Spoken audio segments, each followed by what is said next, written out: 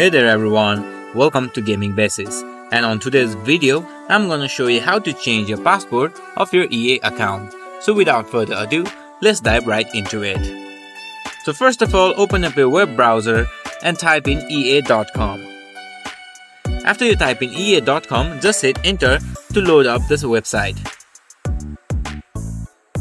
This is the official website of EA. Once it opens, head over to your account.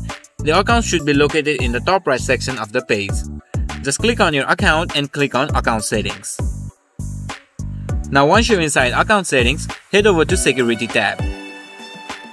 Now you can see an Edit button in the Password section. Just click on Edit. Now in this page, put in your new password. While creating password, keep in mind that it should contain one numeric value, one lowercase letter, and one uppercase letter, and should be longer than 8 characters. Now after you put in your password in both the boxes, click on Save.